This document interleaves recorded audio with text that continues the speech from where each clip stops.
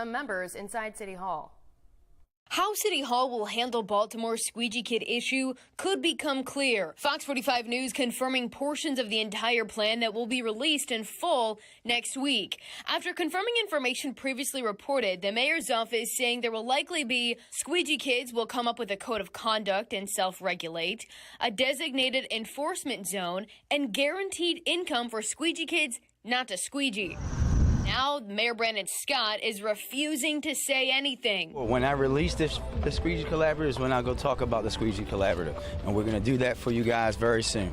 One portion specifically remains in question. How will the city ensure squeegee kids who are getting money not to squeegee stay off the corners? It's a question I tried to ask the mayor, but I got interrupted. Mayor Scott, how do you plan to delineate, I guess, the squeegee kids? I'm going to delineate by telling you when we put out the strategy, as we just talked about before. You're not going to get a different answer. We have a process. We're sticking to it. Watch your back. Don't walk into the truck. If you have a process, why was it leaked to WBAL? See you later. And the mayor whisked off by his security detail without answering. Thursday, Fox 45 News sending questions about the squeegee details to Baltimore City Council, asking, do you support the plan? Why should we pay people who break the law? If a squeegee kid commits an act of violence, will they have to give the money back? Councilman Isaac Yitzi Schleifer, the lone response, telling Fox 45 News in a statement, quote, any proposal to pay people not to break the law is a slap in the face to the 99% of the people in our city who follow the law. Meanwhile, crimes continue to take place at intersections. I never thought that he would grab my wallet and run like a little punk. A neighbor speaking with Fox 45 News this week after squeegee kids were in a nearby basement hiding from police. I don't think that it's something that's appropriate to continue to take place. Those kids later arrested, charged with larceny and unarmed robbery after the victim says those squeegee kids stole their phone and cash apped themselves money. The squeegee kids remain on the corners and police continue to sit and watch. Mayor Brandon Scott keeping quiet about how his administration will find a solution. Now, the mayor's office has made it clear that the full details of the recommendations from the Squeegee Collaborative have yet to be announced.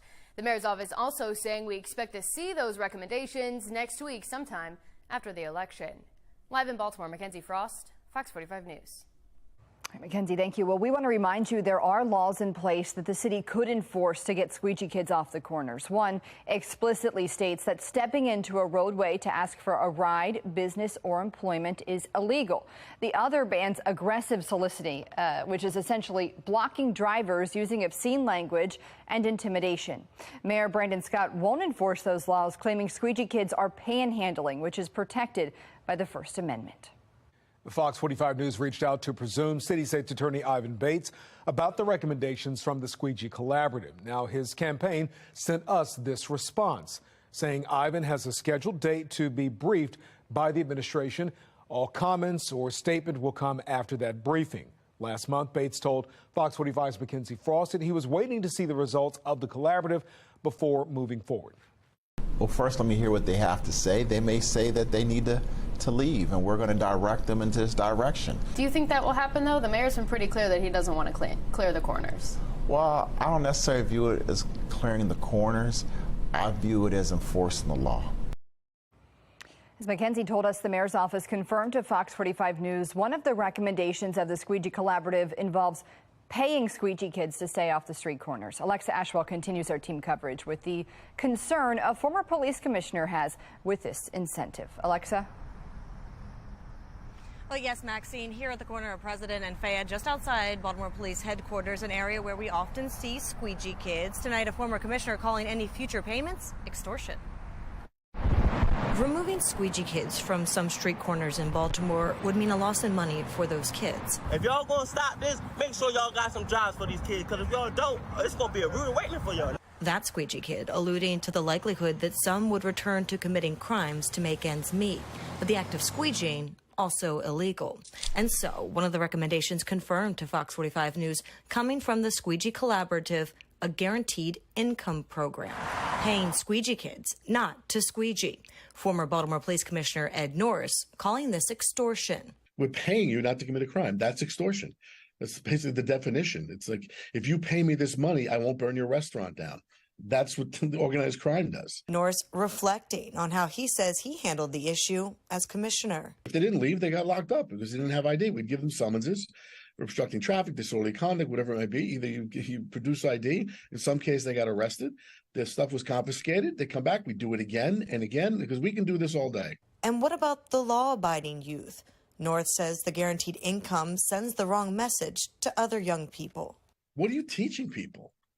That if you misbehave and you scare people, you rob people, you hold up traffic, or worse, you assault people, shoot people, because it got to that level. When we're going to pay you not to come here. It's almost hard for me to even say the words. I find it so ridiculous that our city is actually doing this. We're going to pay you to not commit crimes. That's great. That's great. No money for anything else, but this we have money for. And as we heard from Mackenzie, there's also the question of how the city would monitor those receiving any future payments, ensuring they are in fact no longer on the corners. Reporting live outside police headquarters, Alexa Ashwell, Fox 45 News. Well, some are arguing that paying squeegee kids to stay off the corner sends the wrong message to teens who already follow the laws. Sean Kennedy with the Maryland Public Policy Institute joined Fox 45 News Morning News, saying this could have a ripple effect throughout the city. What about the kids that actually are following the law? They are going to school. They are paying their taxes. They are following the law to a T. Do they get anything out of this? This sends the completely wrong message to those kids that going to school, doing the right thing, obeying your parents, obeying the laws they don't pay. Hard work doesn't pay. Doing the right thing doesn't pay. Doing the wrong thing, disobeying the law, committing crime, that pays. If crime pays in the city of Baltimore, we have a big problem. That brings us to our question of the day. Is it a waste of taxpayer dollars to pay criminals to stay out of trouble? So far, 98% of people who voted say yes. Go to foxbaltimore.com/vote and click on the Pulse tab to make your voice heard. Fox 45 remains committed to finding answers at the highest levels of government when it comes to how your tax dollars are spent. Our commitment to you is to constantly question elected leaders and hold them accountable on squeegee issues and other crises facing the city. We promise to ask tough questions and bring you the answers as we get them. Some new details. Baltimore police are looking for a missing 12-year-old boy last seen walking a small white dog around noon yesterday. 12-year-old Seth Porter was reported missing from near the corner of East 21st Street and Greenmount Avenue. Porter is 5'6" tall and was last seen wearing a black hoodie with a yellow smiley face. Anyone with information is asked to call Missing Persons Detective or 911. As Baltimore County detectives make a major break in a case this week following a string of burglaries and ATM thefts across the county and city. Well, new court documents show that 3 Baltimore area men are behind bars, facing charges for at least 26 incidents in Baltimore County over the last few months. Fox 45's Amy Simpson is live with what she's learning. Amy? Yeah, so Maxine Kai, it was 17 pages of charging documents that outlined the investigative work by detectives in Baltimore County over the last few months. These are the 3 suspects: 44-year-old Stephen Vaughn Jr., 39-year-old Frank Richardson, and 24-year-old Kobe Smith were all arrested by Baltimore County Police on Wednesday after allegedly committing 2 burglaries in nearby Baltimore City. One of those burglaries happened early morning in Canton, another in nearby Fells Point. At that one, an ATM was reportedly stolen. According to court filings this week, these arrests come after Baltimore County detectives had received court permission last month to place a tracking device on a stolen BMW that was tied to previous crimes. Investigators were tracking that BMW early Wednesday morning when the crimes were allegedly committed here in Baltimore City. The BMW was later located and pursued before the 3 men were arrested. But here's what we're learning from those 17 pages of charging documents. The 3 men have been allegedly tied to 26 burglaries involving the same suspects and cars, though the filings say that multiple surrounding jurisdictions also have burglaries involving the same suspects and cars. The crimes documented so far include a stolen car, cash, cigarettes, liquor, and ATMs. Those thefts totaling more than $90,000 worth of damage. And Amy, how did detectives piece all these separate crimes together? Yeah, so like I said, it was a lot of detective work outlined in those 17 pages of charging documents. But at a lot of these gas station and convenience store incidents, the documents describe surveillance footage that was documented, and they found some similarities amongst these cases. So in many cases, detectives noted there were connections in the clothing and the shoes that these suspects were wearing. At one point, the document mentioning light gray New Balances that were worn more than one time, but another similarity is Baltimore County police officials say that pry bars were used to break into these different businesses, often specifically a yellow pry bar being used. And that stolen BMW that was recovered by Baltimore County police during those arrests on Wednesday. Detectives say they could see multiple pry bars, including a yellow pry bar in the back seat of the car. Now, all three of these men did have initial appearances in Baltimore County Court this week. They're all being held without bail. Back to you. Amy, thank you. Managers across the country are struggling to fill open positions. How many are changing their tried and true hiring processes to meet current demands? And after all the talk, we're days away from the midterm elections. Tonight, Fox 45's Mackenzie Frost talks with Delegate Brooke Learman, who's hoping to win your vote for state comptroller.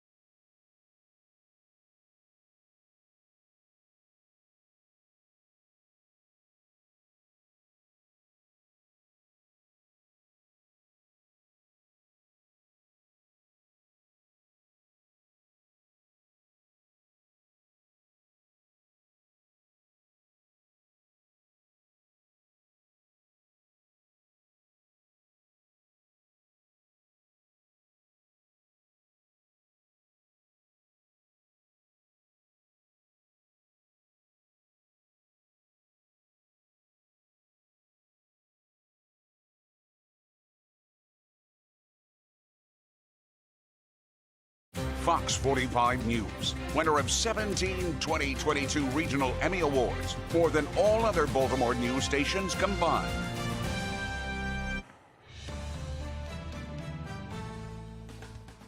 You know, we're days away from Election Day on Tuesday, and Fox 45 is taking you beyond the podium.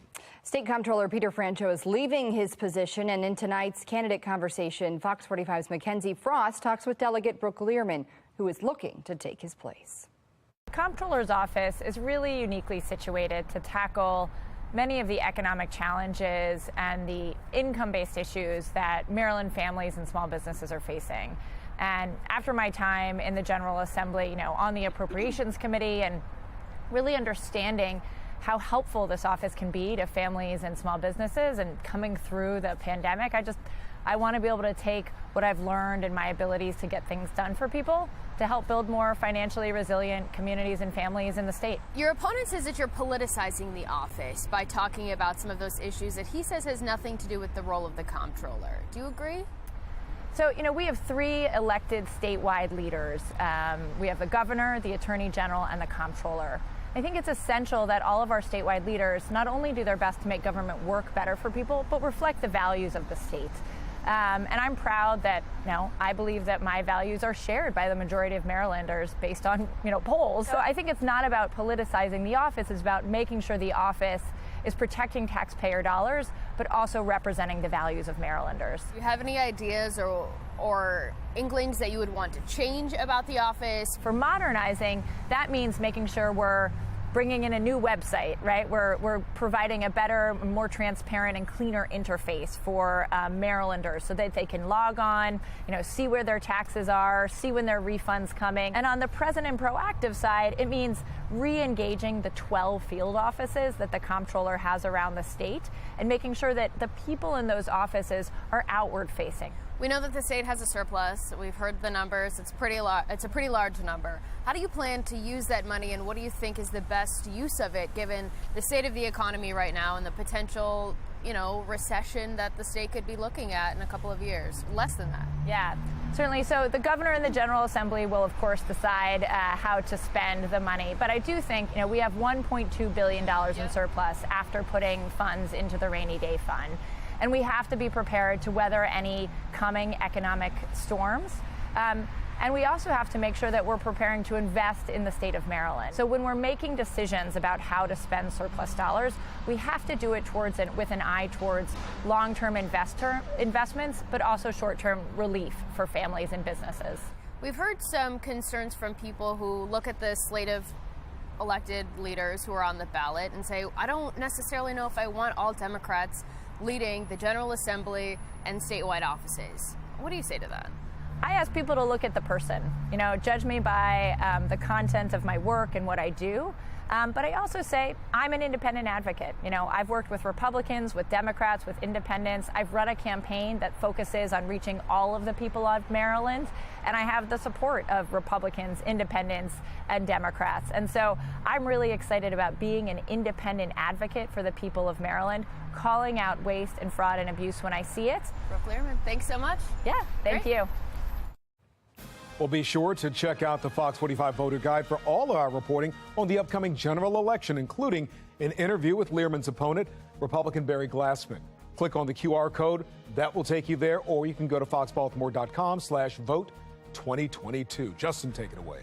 Well, I'll do my best, Kai, in for Jonathan this evening or afternoon. And man, I'll tell you, it was just a spectacular again today. I know we started off a little bit foggy, but once that fog burned out, that sun came out and warmed us up nicely. You're looking out over a beautiful shot here of the Inner Harbor, our Toyota Inner Harbor Skycam. And we're on our way to another fantastic Friday evening. Warmer weekend is going to be ahead of us, and temperatures that will be well above average. Check out some of these numbers right now. You're at 73 in Cockeysville and Hunt Valley, 70 in Woodlawn, 72 in Baltimore City, 64 your temp right now in Dundalk. And across the state, a lot of orange on here, not just for our trees, but all the way down toward the eastern shore in the lower 70s for Cambridge and Denton, even 72 in Hagerstown at this hour. Now, not much happening with the rain, at least here in our neighborhood with this nice ridge of high pressure. That next weather maker is a frontal boundary that is over the Central Plains and actually bringing some severe weather to parts of Texas. Tornado warnings currently just to the south and to the east of Texas as this line of storms rolls through up into Oklahoma City and Wichita. So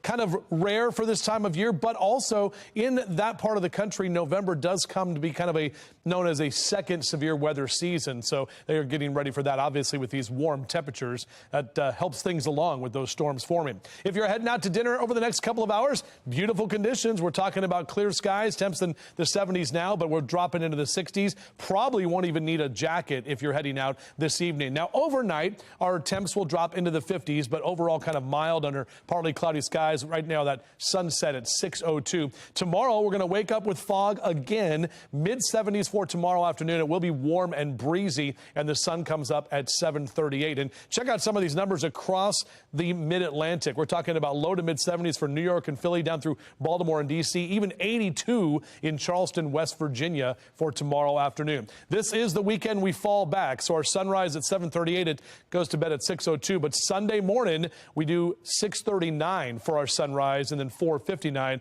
for that sunset. So when you go to bed tomorrow night, that's when you set those clocks back and you get the extra hour of sleep. All right, here's that 7-day forecast. We've got some 70s on the way for the next 3 days, Saturday, Sunday, and Monday. Election Day back to the mid-60s, and then we can see those 60s kind of all the way toward Veterans Day, which is next Friday. Kai? Justin, thank you. U.S. Marshals are searching for a Baltimore man awaiting trial for murder. What you need to know about the suspect police are looking for.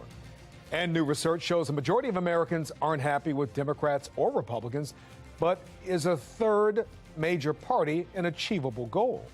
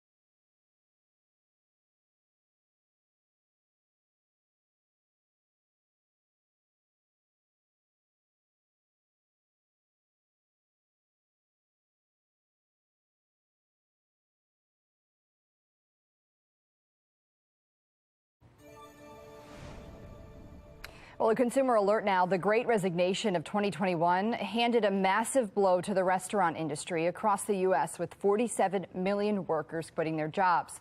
Mary Nam from our sister station in Seattle looks at where those workers went and what hiring managers are doing to bring them back. Hanoun Restaurant was almost ready for its grand opening in Kirkland. A local artist designed the dining tables, the bar fully stocked and chilled wine ready to pour, a big kitchen creating delicious Levantine dishes. Hanoun had everything except enough workers. It's unbelievable. Co-owner Wasef Haroun says his staff was large enough to meet takeout needs, but not big enough to open the dining room. The shortage affected all 6 of the restaurants in his group. One of the hardest things is that as demand is come back, we're not able to staff up for it. The pandemic shutdowns rocked the entire service industry. And when the shaking finally stopped, it revealed a completely different landscape. It was a 2-year hiatus, so, people had to find other things to do. Ross Krafasi is a general manager for Ethan Stowell Restaurants. He lost employees, too, at Madrona's Red Cow. 47 million workers quit their jobs during the Great Resignation of 2021. 1 year later, millions rejoined the workforce, but they didn't go back to their old jobs. The U.S. Chamber of Commerce calls it the Great Reshuffle of 2022. A lot of them have just moved on. Some of them got into coding, some of them have got into like the wine side of things and sales. So some of them have kind of moved out of the service aspect of the industry and into other jobs. The reshuffle left the hospitality industry in turmoil. Hanoun is right next to an Italian restaurant and a sushi restaurant. All three have help wanted signs. Businesses fighting to survive or adapting to the new landscape. It's no longer what do you bring, but what can we offer you? Our solution is to reach out to people who don't have experience and let them know that we do offer career paths and training. If you're demonstrating the capability of showing up on time, doing the job that's asked, we're going above and beyond, offering health care, to barely full-time employees, to upping the minimum wage, to making sure that the bartenders are getting just as much as the servers, even though there's nobody at their bar. Simply put, Haroun says the path to promotion and management has never been shorter if you're motivated. A unique opportunity that won't last forever. We're coming back. I've got a full staff now at my restaurants, and my other restaurants in our restaurant group are fully staffed. So some of us are still struggling, but for the most part, it feels like we're close. Republican candidate for Maryland's 2nd District, Nicolene Ambrose, says her office has received several threats of violence in the past several weeks. Coming up at 5:30, Ambrose joins Fox 45 News Live to discuss these incidents. If you thought election season was already intense, we've got new numbers that paint a much closer picture. I'm Scott Thuman in Washington with those developments next.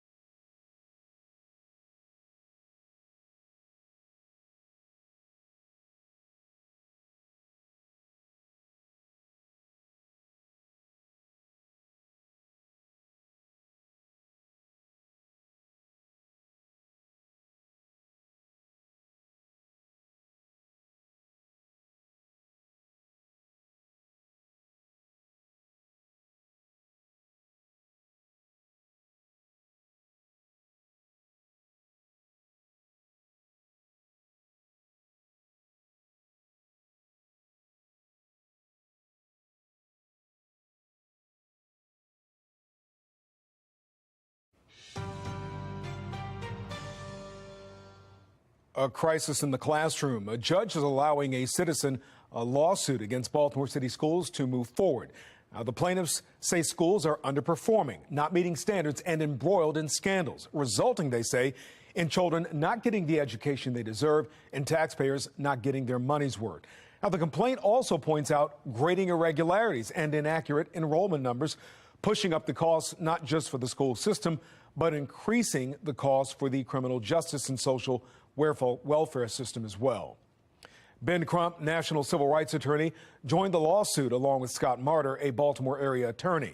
Crump called the judge's ruling allowing the case to move forward a landmark decision and said the case should have every city paying attention. How come we're not seeing a lot of the other city leaders, the mayor, the CEO, come out and talk about some of the problems that Project Baltimore has uncovered and really will be highlighted, expected as this investigation and the lawsuit plays out? Well, what I endeavor to do is to hopefully bring all the community stakeholders to the table to say we can do better. We must admit that there's a problem, and then we could try to resolve the problem. Do you think ego of leaders in the school system and City Hall are getting in the way of making that progress? You know, I want to believe if you show intelligent people with evidence that there's a problem, that they will acknowledge that and they will come to the table and say, okay, let's talk about what we can do to make it better. And I want to believe that in my heart. Well, coming up at 5:15, Mackenzie Frost sits down with Crump to further discuss what this latest development means and how Crump says it could help improve outcomes in the city. As Fox 45's Project Baltimore continues to highlight failures in city schools, giving a voice to parents concerned about their children's education, we posed this question in a viewer poll. Are taxpayers getting their money's worth from Baltimore City schools? We got an overwhelming response. 99% of the nearly 200 people who voted said no. Today, we're following up with this question. Do you think it's time for a leadership change at North Avenue? That's Baltimore City School headquarters. So far, 100% say yes. Go to foxbaltimore.com/vote to weigh in. We'll keep that poll open.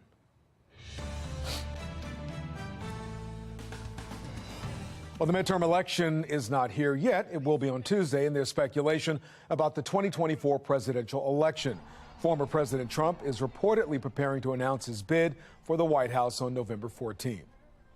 In order to make our country successful and safe and glorious, I will very, very, very probably do it again, okay? Very, very, very probably as well. Get ready. That's all I'm telling you very soon. Get ready. Get ready. That was Trump Thursday night at a rally in Sioux City, Iowa. Sources say the exact date could change depending on how Republicans do at the polls. Florida Governor Ron DeSantis is also considering a run for the Republican nomination. The final furious weekend of stumping, speaking, and fundraising is underway. Sinclair's chief political correspondent Scott Thuman takes us beyond the podium and shows us the last-minute moves. All right, first, let's go to the map to talk about states where months and months ago these races seemed almost ho-hum. The Democrats were in such good shape that they almost weren't being paid attention to.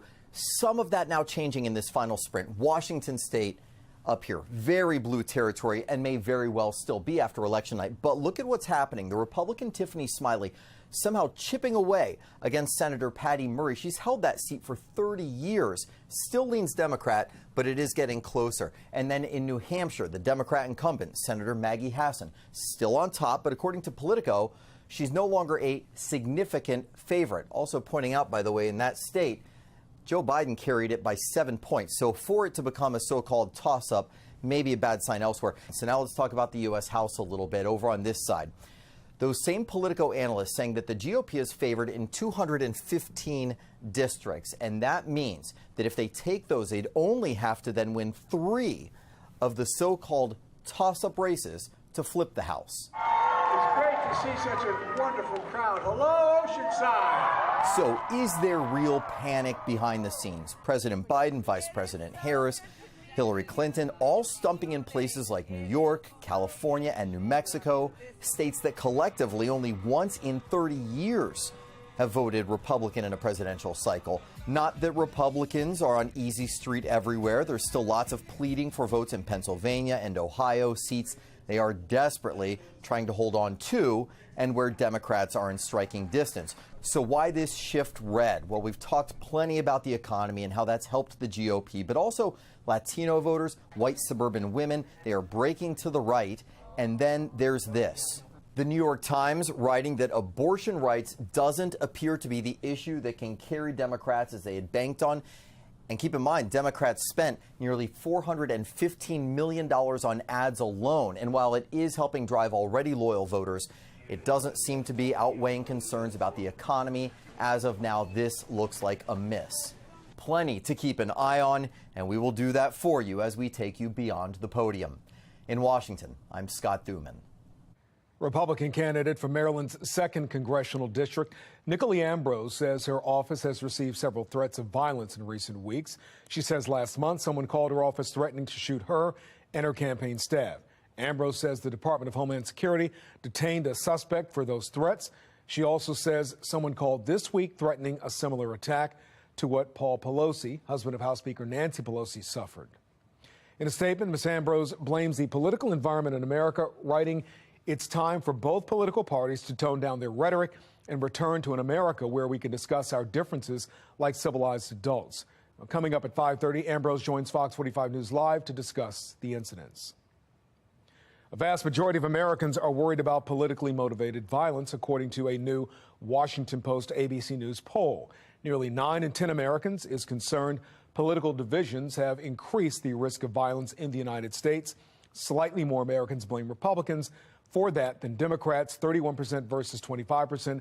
32% blames both parties equally. An election official in Milwaukee has been fired for alleged ballot fraud days before the midterms. The city's mayor says Kimberly Zapata, the deputy director of the Milwaukee Election Commission, was fired Thursday. Zapata allegedly obtained military absentee ballots for multiple fictitious voters using Wisconsin's voting website. She's accused of sending the ballots to a Republican state lawmaker who previously questioned the results of the 2020 election. The United States had another solid month of job growth. Friday's government report shows the U.S. added roughly 261,000 jobs in October. Despite the growth, the unemployment rate did rise to 3.7%. That's 2% higher than the 5-decade low of 3.5%.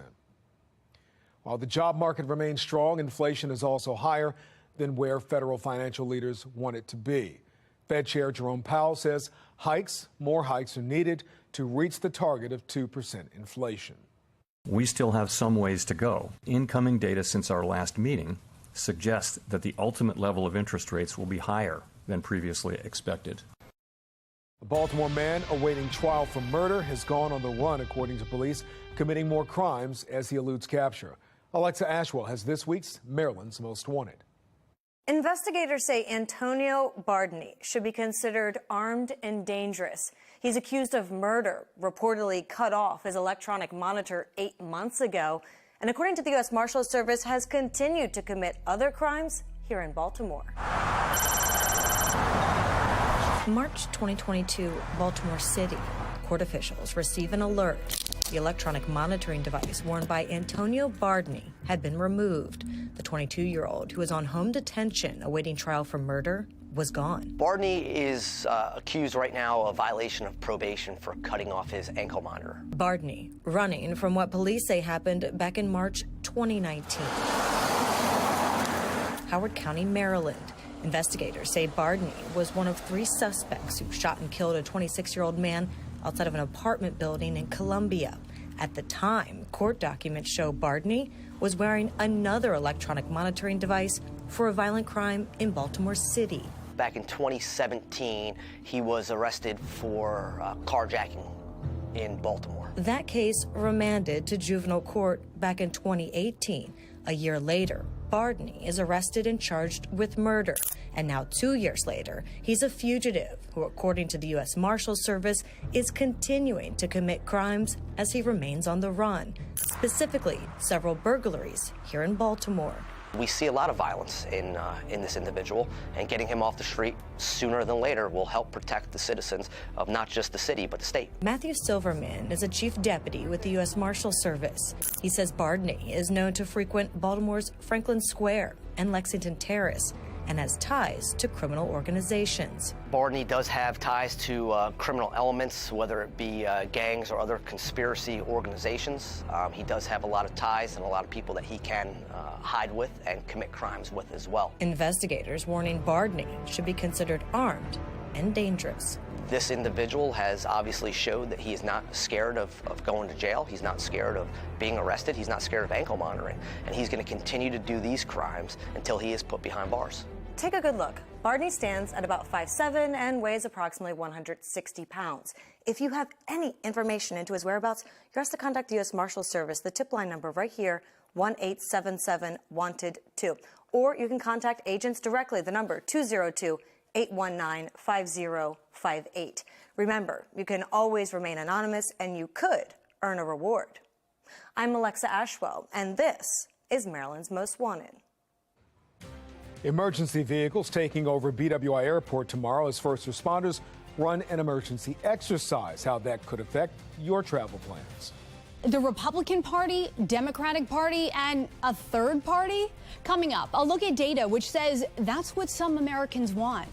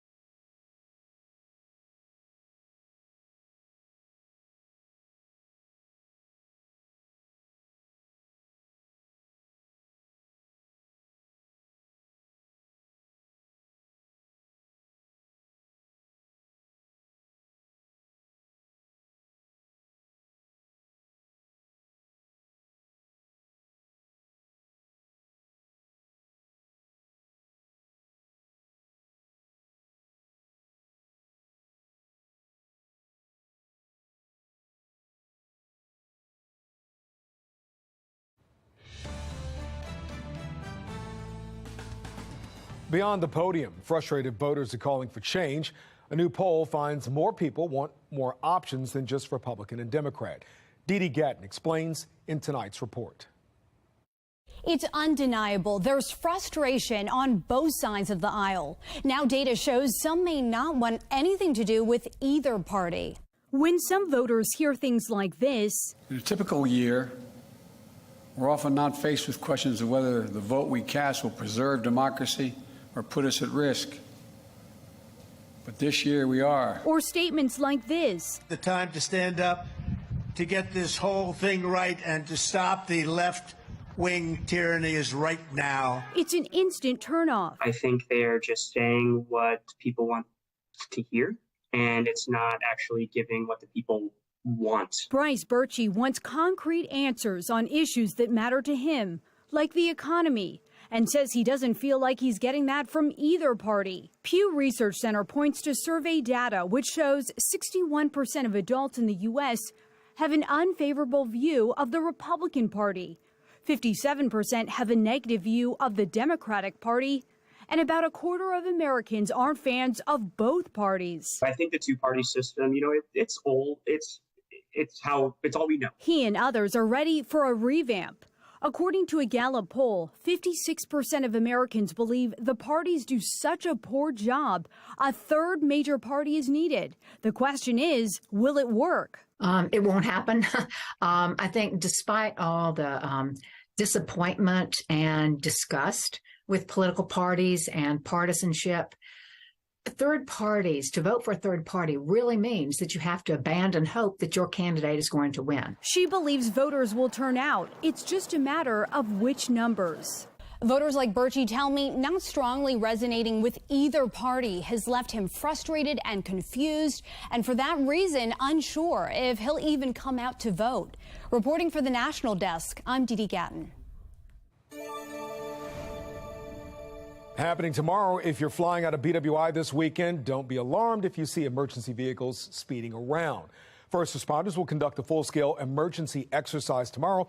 Airport leaders tweeted it's an effort to test their readiness and their response protocols. But the question is, Justin, what kind of weather will they have for their readiness test?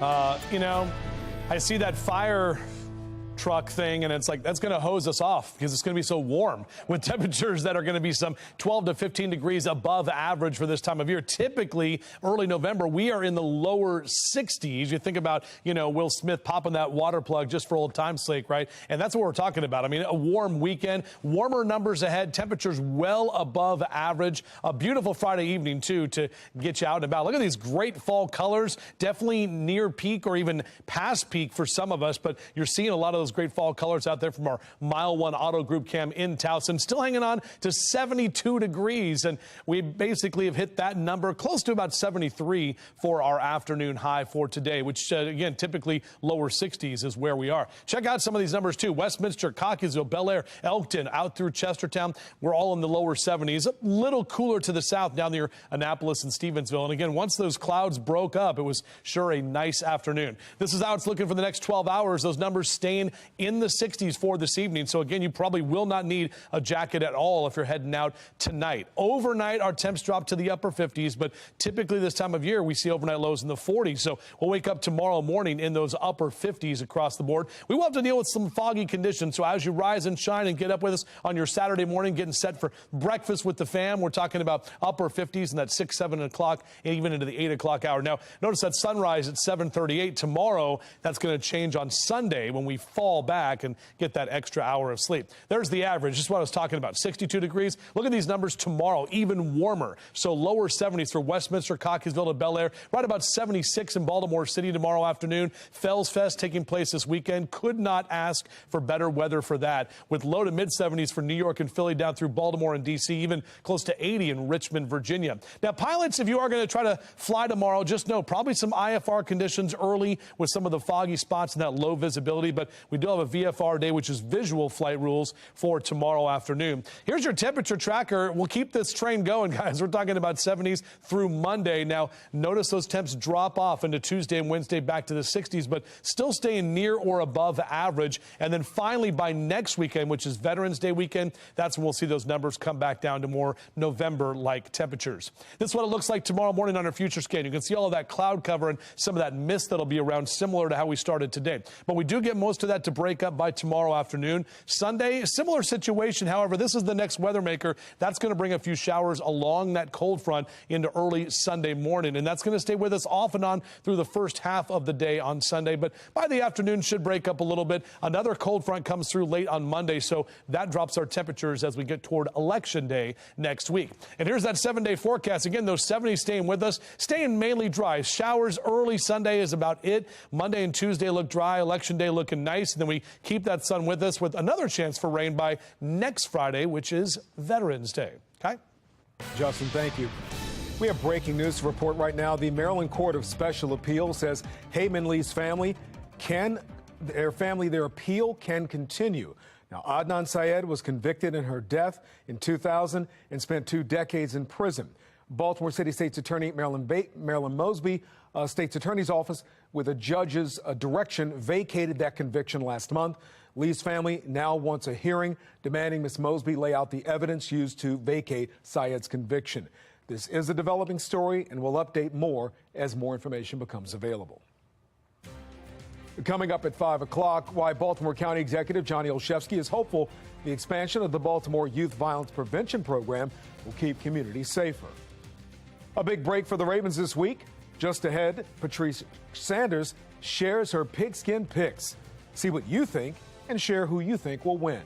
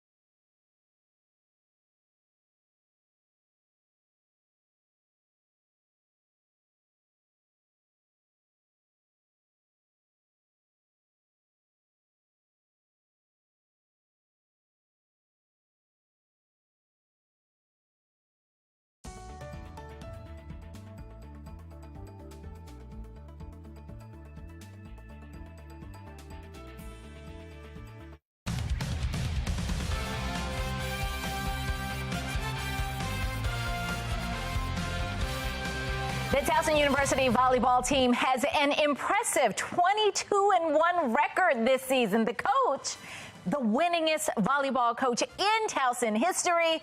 With a winning competitor like that, maybe I should be worried about my picks this week. I don't know. Don Metal is my challenger for this week's Pigskin Predictions. Well, first of all, congratulations are in order. Thank you so much. That's pretty awesome. Yeah, we have a really good program right now. A lot of young ladies that are excelling both on and off the court, so we couldn't be prouder. I love that. And you all have a conference coming up at Towson? We do. We have 2 more weekends of regular season, and then we get to host our 3rd time hosting the championships right at the Towson University. Okay, I'm crossing my fingers for that. I'm hoping you go down today, though. Fair enough. All right, so Monday night game, we're going to start with that one because it's the Baltimore Ravens at New Orleans Saints. What do you say? We're going to have to take the Ravens. They're red hot right now, and with Lamar Jackson, behind as quarterback, you can't go wrong. It's going to be tough, though. I mean, the Saints at home, you see what they just did last week? They blew, they shut the Raiders down. So, but of course, going with the Ravens all the way. Carolina Panthers at Cincinnati Bengals. Well, I'm going to have to stay, in the AFC North and take the Bengals on that one. Okay, let's see. I think that's probably a good bet. They're on a roll, and I don't think that Carolina, didn't they lose a coach? They've got a lot going on, so I'm going to go with you, the Bengals. All right, Buffalo Bills at New York Jets. That's going to be a good one, but I got to go with the Bills. One of my friends and previous sports information directors is a big Bills fan, so I'm going to support him in this one. It's easy to understand why. I mean, the Bills looking like the best team, and I know the Eagles are undefeated, but the Bills are looking pretty good. So, all right. See, I'm sticking with the winner here. I know what to do. I'm going with the Bills, too. All right, Tennessee Titans at Kansas City Chiefs. I got to take Mahomes and the Chiefs. They're a pretty special squad, and, I've...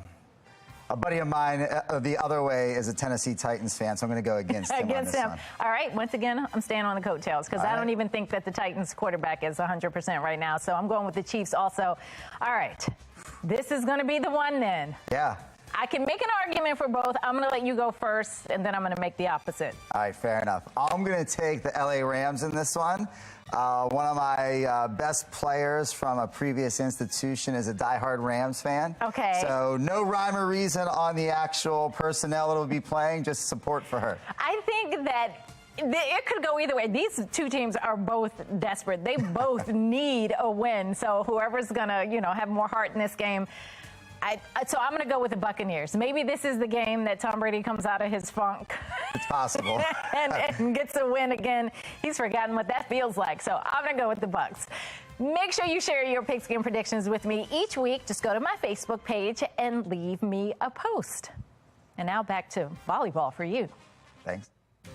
Well, coming up on Fox 45 News at 5 o'clock, a back and forth at City Hall over the squeegee crisis. What we know about the plan set to be released next week. As a lawsuit accusing city schools of misusing taxpayer dollars moves forward, we have more from civil rights attorney Ben Crump on why he thinks the case is so important.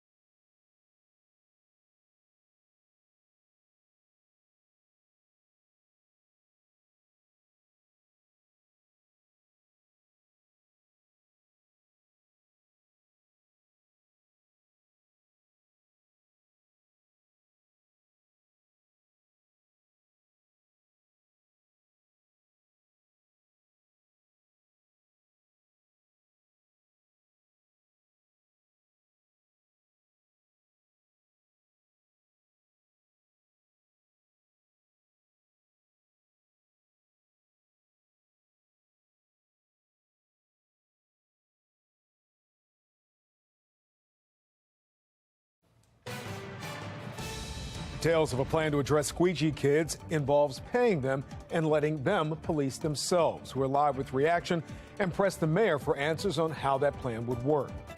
It's been more than 24 hours after a 12-year-old boy in Baltimore went missing while walking his dog.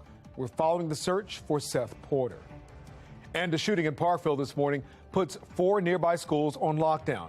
We have a look at the violence in the county and new plans to address that violence.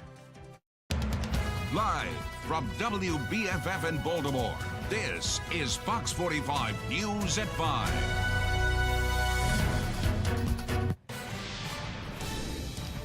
We have breaking news to report to you right now. The Maryland Court of Special Appeals says Hae Min Lee's family can appeal, and their appeal can continue. Adnan Syed was convicted in her death and spent 2 decades in prison. Baltimore City State's Attorney Marilyn Mosby, with the direction of a judge, vacated that conviction last month. Now, that appeal will be taken up in the February 2023 session. Lee's family now wants a hearing, demanding Ms. Mosby lay out the evidence used to vacate Syed's conviction. This is a developing story, and we will update it as more information becomes available. Well, months after a deadly encounter between a Baltimore driver and a squeegee kid, we're getting word on plans to address squeegeeing in Baltimore. Thank you for joining us tonight. I'm Kai Jackson. Mayor Brandon Scott is expected to announce the full details of a recommendation from a group of community members tasked with coming up with solutions. As the city struggles to come up with those solutions to a practice that's been happening for decades, it has been heated and sometimes dangerous interactions between drivers and squeegee kids. This Tuesday, police say 3 squeegee kids took a driver's phone and sent money to themselves. A chase of the kids ended in the basement of a home near Camden Yards. A policeman comes to my window with his gun pointed, and then I'm just go like this. It was really scary, terrifying, and the unknowns. You know, there was just a lot of unknowns. It was just a horrible situation. I don't know if you're going to get shot through the floor when the guns are in your basement. 3 of them at least I saw, and then who knows what the kids had. We have team coverage tonight of a city in crisis. Alexa Ashwell has a reaction from a law enforcement expert. Mackenzie Frost joins us live right now with more on how the city could respond to this problem. Mackenzie? Well, Kai, after hearing and learning about some of the details yesterday about the Squeegee Collaborative's recommendations, I spoke with the mayor's office, who confirmed some of the details. But this afternoon, Mayor Brandon Scott himself is refusing to talk about it. And this comes as we're seeing some pushback from some leaders inside City Hall. How City Hall will handle Baltimore's squeegee kid issue could become clear. Fox 45 News confirming portions of the entire plan that will be released in full next week.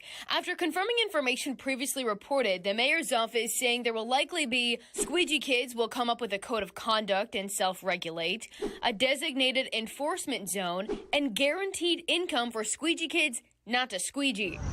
Now, Mayor Brandon Scott is refusing to say anything. Well, when I release the Squeegee Collaborative is when I go talk about the Squeegee Collaborative. And we're going to do that for you guys very soon. One portion specifically remains in question. How will the city ensure squeegee kids who are getting money not to squeegee stay off the corners? It's a question I tried to ask the mayor, but I got interrupted. Mayor Scott, how do you plan to delineate, I guess, the squeegee kids? I'm going to delineate by telling you when we put out the strategy, as we just talked about before. You're not going to get a different answer. We have a process. We're sticking to it. Watch your back. Don't walk into the truck. If you have a process, why was it leaked to WBAL? See you later. And the mayor whisked off by his security detail without answering. Thursday, Fox 45 News sending questions about the squeegee details to Baltimore City Council, asking, do you support the plan? Why should we pay people who break the law? If a squeegee kid commits an act of violence, will they have to give the money back? Councilman Isaac Yitzi Schleifer, the lone response, telling Fox 45 News in a statement, quote, any proposal to pay people not to break the law is a slap in the face to the 99% of the people in our city who follow the law.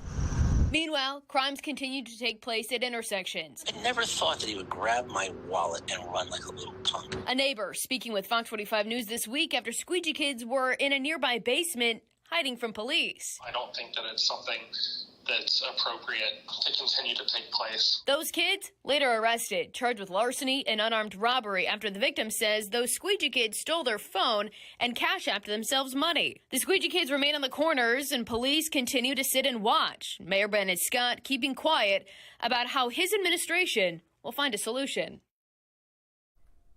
Now, the mayor's office has made it very clear that the full plan and the details of the Squeegee Collaborative's recommendations has really yet to be released, which we expect those details sometime after the election.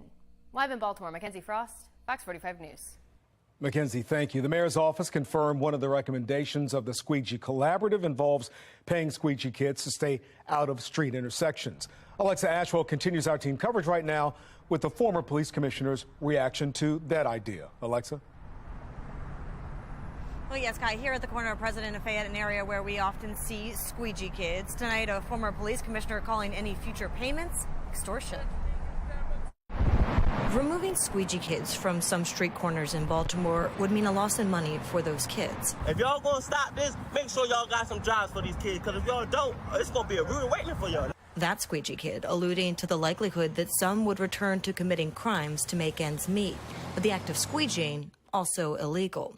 And so one of the recommendations confirmed to Fox 45 News coming from the Squeegee Collaborative, a guaranteed income program, paying squeegee kids not to squeegee. Former Baltimore Police Commissioner Ed Norris calling this extortion. We're paying you not to commit a crime. That's extortion. That's basically the definition. It's like, if you pay me this money, I won't burn your restaurant down. That's what the organized crime does. Norris reflecting on how he says he handled the issue as commissioner. If they didn't leave, they got locked up because they didn't have ID. We'd give them summonses for obstructing traffic, disorderly conduct, whatever it might be. Either you produce ID. In some case, they got arrested. Their stuff was confiscated. They come back. We do it again and again because we can do this all day. And what about the law-abiding youth? North says the guaranteed income sends the wrong message to other young people. What are you teaching people? That if you misbehave and you scare people, you rob people, you hold up traffic, or worse, you assault people, shoot people, because it got to that level. When we're going to pay you not to come here. It's almost hard for me to even say the words. I find it so ridiculous that our city is actually doing this. We're going to pay you to not commit crimes. That's great. That's great. No money for anything else, but this we have money for. And as we heard from Mackenzie, there's also the question as to how the city would track those receiving these payments and ensuring they're no longer on the street corner. Reporting live outside police headquarters, Alexa Ashwell, Fox 45 News. Thank you, Alexa. Fox 45 News reached out to presumptive City State's Attorney Ivan Bates about the Squeegee Collaborative. His campaign sent us this response. Ivan Bates has a scheduled date to be briefed by the administration. All comments or statements will come after that briefing. Last month, Bates told Fox 45's Mackenzie Frost he was waiting to see the results of the collaborative before deciding to move forward. Well, first, let me hear what they have to say. They may say that they need to leave, and we're going to direct them into this direction. Do you think that will happen, though? The mayor's been pretty clear that he doesn't want to clear the corners. Well, I don't necessarily view it as clearing the corners. I view it as enforcing the law. And we'd like to remind you there are laws in place that the city could enforce to get squeegee kids out of city intersections. One state's stepping into a roadway to ask for money from a driver is illegal. The other bans aggressive soliciting, essentially blocking drivers, using obscene language, and also intimidation. Mayor Brandon Scott says he won't enforce those laws, claiming squeegee kids are panhandling, which he says is protected by the First Amendment. A former federal prosecutor and former Baltimore mayoral candidate believes the plan misses the mark. This feeds into the culture of low expectations that we have here in Baltimore. These young men deserve better than to self-regulate and to be paid not to commit crimes. The Ruvik Naraja joins us live at 5:30 to discuss this plan. We've been hearing from you on our Facebook page. Roberta says they will collect money and still be on corners, not going to fix it, get them jobs instead of just wasting more money that no good will become from it. Help them help themselves. Jason wrote, so kids that aren't taxed by working under the table for their income are now going to get paid by everyone's taxes. Why work at all of the government? And Ron asked, how are you going to verify the ones that are agreed to actually stay off the corners? And Michael also asked, how is this actually going to be policed? If they enter the streets, will they forfeit their ongoing guaranteed income? We'd like you to join the conversation. Do you believe it's a waste of taxpayer dollars to pay criminals to stay out of trouble? So far, 100% of those who voted say yes. You can use the QR code on your screen or also go to foxbaltimore.com/vote. We'll check you back in with your answers at 5:30. Fox 45 remains committed to finding the answers at the highest levels of government when it comes to how your tax dollars are being spent. Our commitment to you is to constantly question city leaders and elected leaders and hold them accountable on squeegee issues and other issues facing the city. We promise to continue to ask tough questions and bring you the answers as we get them. Baltimore police continue their search for a 12-year-old boy who was reported missing around noon yesterday. Fox 45's Amy Simpson is live. Amy? Yeah, well, it's been more than 24 hours now, Kai, since this boy was reported missing from here in Baltimore City. It was 12-year-old Seth Porter, who was walking a small white dog when he went missing yesterday. He was wearing this black hoodie with a yellow smiley face and black and gray sweatpants with a white stripe. Porter was reported missing along 21st Street between Barclay Street and Greenmount Avenue around noon yesterday. Anyone with information about where he may be is asked to call police or missing persons detectives. And Amy, have you spoken with the child's family? So, Kai, a woman who identified herself as Porter's mother actually called our newsroom this morning and said that she was going to be out at the child's school talking to students and teachers today as she continues her search for her son. But it's unclear right now, and it's unknown actually, whether this boy was supposed to be in school when he was reported missing yesterday around lunchtime. Kai, back to you. Amy, thank you. A shooting in Baltimore County rattles nearby schools. The new plans from the county to address youth crime. Coming up, a warning for drivers as we fall back this weekend, why collisions with deer are more likely right now. First, highlights from one of our interviews with civil rights attorney Ben Crump after a judge refuses to toss out a lawsuit against city schools. Another awesome fall afternoon and a very nice evening for your Friday night plans. We got you all covered and set for a weekend that's going to be even warmer. We'll take a closer look at that coming up.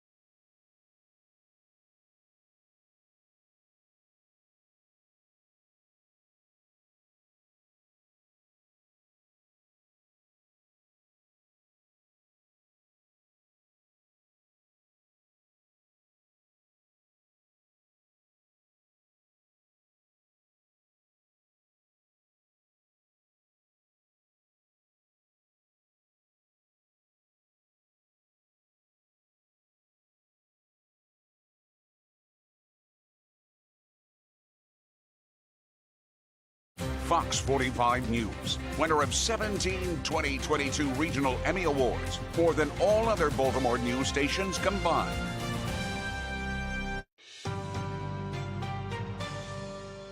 If you graduate without a quality education, then you're already in prison. They just haven't slammed the jail cell door on you. Prominent civil rights attorney Ben Crump speaks to Fox 45 News about his fight for a better education for Baltimore students. Right now, Crump has joined a lawsuit accusing city schools of misusing taxpayer dollars. Yesterday, a judge rejected a request from city schools and the city of Baltimore to dismiss the lawsuit. City schools is ranked among the lowest in the country for student performance. Fox 45's Mackenzie Frost sat down with Crump to talk about the fight. I think this is a landmark decision on behalf of citizens being able to have a say in the education of their children, especially when you look at what's been happening in Baltimore, the disparate impact on the children not being able to have quality education even though they're getting these high school diplomas. Could this mean a better future for the people of Baltimore City if this case moves forward? Our belief with this case going forward is that if you graduate without a quality education, then you're already in prison. They just haven't slammed the jail cell door on you. How come we're not seeing it? A lot of the other city leaders, the mayor, the CEO, come out and talk about some of the problems that Project Baltimore has uncovered and really will be highlighted, expected as this investigation and the lawsuit plays out. Well, what I endeavor to do is to hopefully bring all the community stakeholders to the table to say we can do better. We must admit that there's a problem, and then we could try to resolve the problem. Do you think ego of leaders in the school system and City Hall are getting in the way of making that progress? You know, I want to believe if you show intelligent people with evidence that there's a problem, that they would acknowledge that and they will come to the table and say, okay, let's talk about what we can do to make it better. And I want to believe that in my heart. The problems have been highlighted for several years in Baltimore City, and the leaders really haven't paid attention. Why do you think they will now? Well, I think a court order is a pretty persuasive tool to make people listen. This lawsuit is taking place in Baltimore City, but do you think that if successful, it could shape public policy across the country? I absolutely think that this lawsuit can have an impact on education across America. Governor Larry Hogan shared our story about the lawsuit on Facebook. The Hogan administration says he supports the case, saying he is, quote, 100% behind these Baltimore City parents as they take on the local school system that has repeatedly failed them, along with countless other parents, teachers, and students. Fox 45's Project Baltimore has been investigating Baltimore City schools for nearly 6 years. Much of what they've uncovered is at the center of the lawsuit, especially ghost students and grade changing. That includes Project Baltimore's reporting on Augusta Fells High School. Last year, city schools admitted to keeping students on the rolls while they weren't attending school after Project Baltimore revealed the same problems. When it comes to grade changing, Fox 45 sued the school system in 2017 for withholding public records related to the practice. The judge ruled in Fox 45's favor, and as a result, we received thousands of internal emails showing a culture of promoting students to the next grade level, regardless of whether they completed their coursework. Tax dollars are at the heart of this lawsuit. Fox 45 often hears city schools are underfunded, but Baltimore is among the most funded large school systems in America. We'd like you to join this conversation as well. Do you think it's time for a leadership change at North Avenue? So far, 100% of those who voted say yes. Go to foxbaltimore.com/vote to weigh in. And getting a check of our forecast right now, you're looking at live pictures over Baltimore, Towson, and also Ocean City. And we're going to see temperatures linger in the 70s over the next couple of days, so that's some good news. even threaten a record that we might have set 2 years ago. Let's check in with meteorologist Justin Chambers. Justin? Yeah, Kai, I mean, we've been talking about it, you and I both, but just how nice it's been for this time of year when we typically are only in the lower 60s. We had a couple of upper 60s the last few days, but we've already been in the lower 70s for today. Beautiful Friday evening. And yeah, records could be at least tied and maybe even broken by early next week with that warmer weekend ahead. That will extend into early next week. Temperatures staying well above average. Another beautiful shot here, kind of a full-on picture for you from our Mile 1 Auto Group cam of Towson and those trees changing colors. The sun going down in about 40 minutes or so from right now. 68 is your temp in Owings Mills, also 68 in Woodlawn, 74 still in Glen Burnie, low to mid and upper 60s for Dundalk and Essex out through Middle River, and 68 your temp right now in Towson. Statewide, our numbers look more like spring or maybe early fall or late fall with those temperatures in the or maybe October is what I'm talking about, with numbers in the 60s here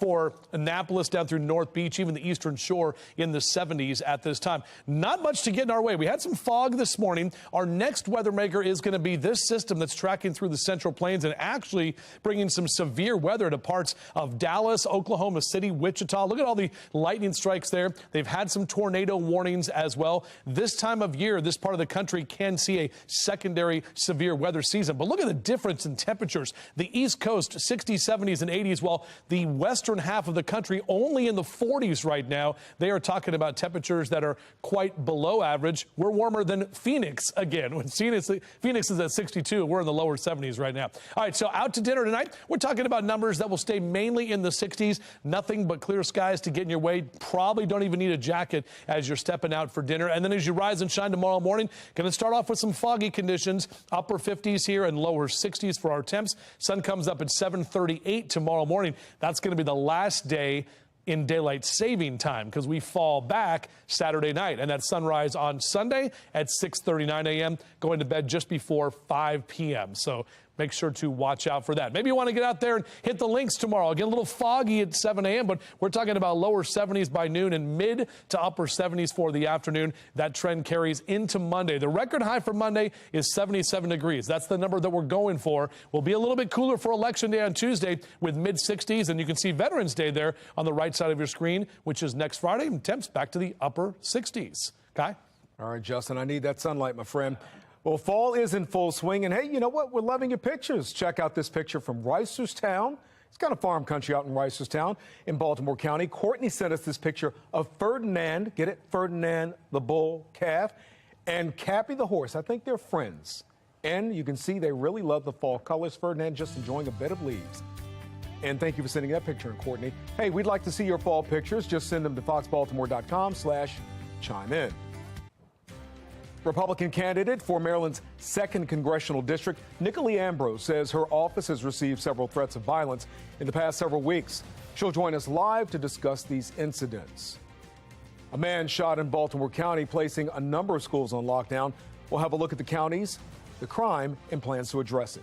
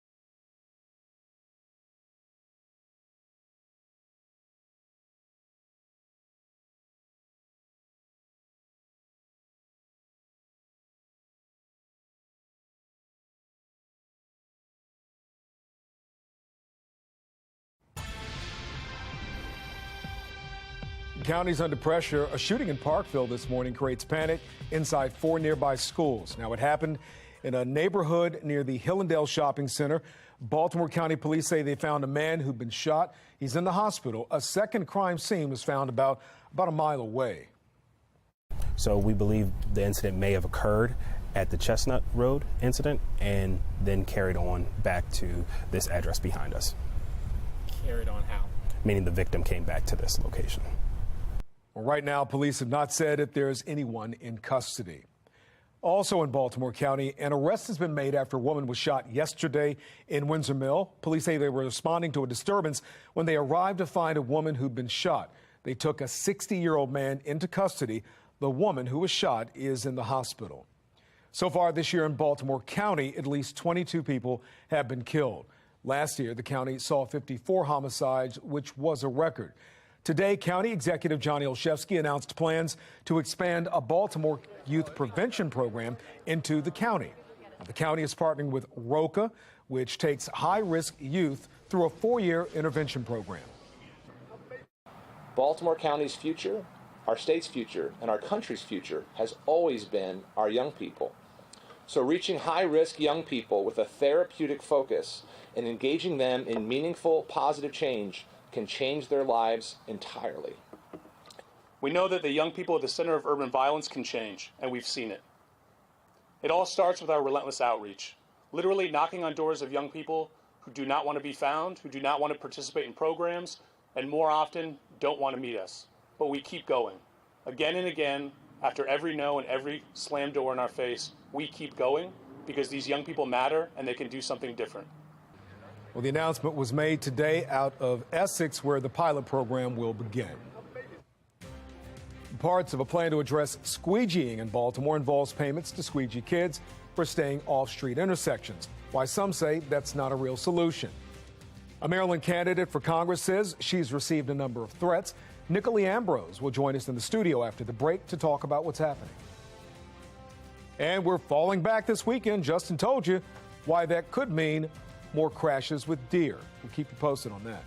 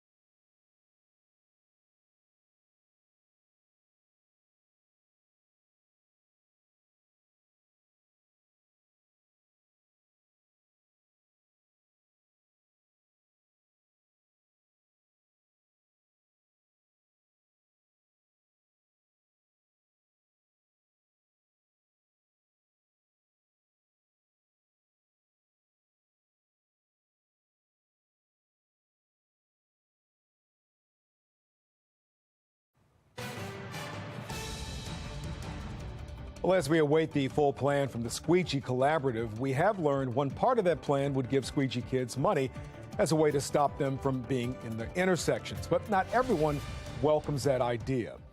Former city and federal prosecutor Thiru Vignarajah will join us live. Coming up, why he says this is not a real solution. And just a day after what appears to be a political attack on the husband of House Speaker Nancy Pelosi, a candidate for Congress in Maryland receives a threat of a similar attack. Nicolai Ambrose is right here in the studio right now. You'll hear more from her on the threats she has received. And Baltimore County detectives have a major break in a case this week following more than 24 ATM thefts. Amy Simpson has court documents. Amy will join us live with more on what they were able to find out and arrest 3 people. Well, thank you for staying with Fox 45. I'm Kai Jackson.